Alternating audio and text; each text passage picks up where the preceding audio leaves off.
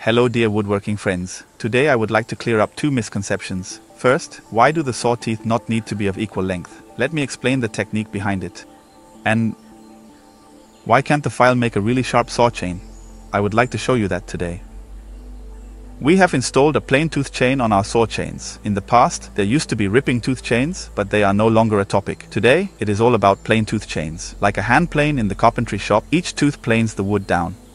The depth limiter. This one depth limiter gives the saw tooth the wood. It is always about 0.6 to 0.7 millimeters rounded up. 1 millimeter of wood is what the tooth gets, and it must cut across the entire width. That's the very simple part. And now let's discuss why the round file does not create a properly sharp chain, as I claim. I would like to show you this. We now compare this to a plain knife or a chisel. This is installed up here. No one sharpens a chisel with a round file. If I show you today that I can sharpen a chisel with a band sander, then you will believe me that it can be used for shaving afterward. With the round file, it would be incredibly difficult. And why is that? This would be our round file, and this is our sawtooth. In order to create a cutting edge here, my diameter must match exactly 5.2, 4.8, whatever it may be. If the diameter fits, the position must also match precisely. If I am too small, I will be blunt, and if I am too large, it is also dull. If the diameter and position are correct, and I make an angular error while filing or the tooth bends away, then I am sharp at one end and dull at the other. That is why it is so difficult with the round file. And what about a band sander? Have you ever asked what diameter you use when sharpening a chisel? Actually never. This would now be our sanding belt. Now I will change the sanding drum diameter to very small. The roof is still sharp. Now it is big again. Now I make an angle error. The roof is still sharp. Only the shape of the tooth's breast changes. Now I make a positional error. Slightly too deep, slightly too high. My roof is always sharpened properly across the entire width, finely sanded. The edge is defined only by how fine my sanding belt is, and how steady I hold it while sharpening, just like with a chisel. And now comes the special aspect of the file. If you have the rounding of the file in the breast shape and across the entire tooth roof width, with a curved grind, no chisel, no plain tooth chain or round grind, you always try to become triangular. We also try this. We take in slightly smaller waves. As a result, we are triangular at the top in the roof area of the tooth. And that brings us to a saw chain manufacturer that makes hexagonal files. He claims 50% more durability. Why? The chain is the same, the material is the same, the shape, the file, the material, the roughness, everything is the same. So why is there still 50% more service life compared to the round file? Because it is triangular at the top, and we can achieve that too. We don't actually say 50% more service life. I would say, just from gut feeling, you can never measure it. It depends on the wood and everything. 100% more service life. If you ever need to sharpen during lunch because you've had a lot of moss or something, I haven't done that for years. Why does the tooth length not matter? Many people say that, even in chainsaw courses, it is taught that all teeth must be of equal length. Otherwise, you will go in circles. That is not true. A chain does not run in a circle just because each tooth is the same length. A chain runs straight when each tooth requires the same amount of force. The force is the key factor. If there is a tooth that requires more force, then that tooth will angle itself and you will end up going in circles. Where does the power of the sawtooth come from? How sharp is it? Each tooth should be equally sharp. And how much wood can you get?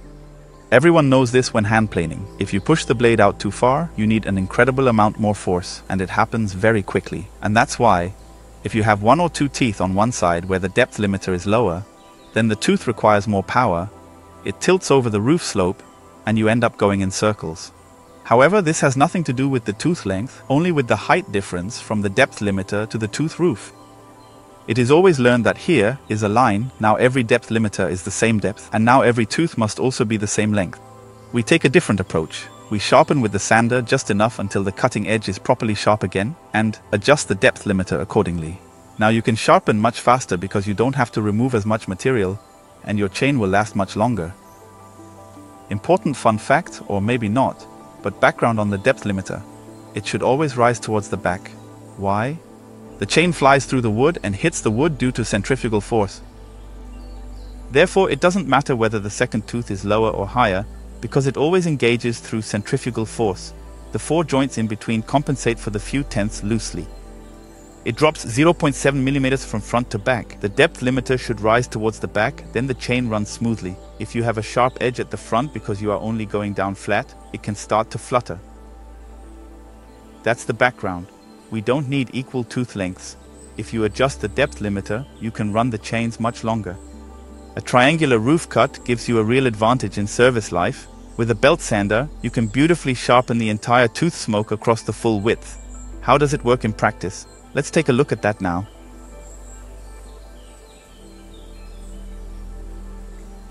This is a fine grinding belt, 100 grit, coated with chalk. This is the red dust, which leads to a very cool grind. It doesn't get hot and doesn't glow.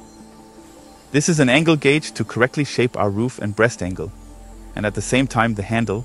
You take this at the angle gauge, hold it parallel to the saw blade, then all angles fit, and then you simply pull forward until the roof cut is reshaped.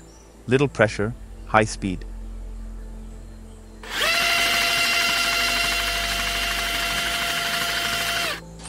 That's it, it shines properly, and the tooth, if we look at it now, is just as it is defined by the sawtooth, in terms of basic shape. Only in the upper area, in the roof cut, is it triangular, and that gives us the advantage of longer service life. And with the fine grinding belt, it is ground down really fine like a knife. You can almost see your reflection in the sawtooth. And after sharpening, we now adjust the depth limiter exactly to its sawtooth, and then it doesn't matter that each tooth has a different length.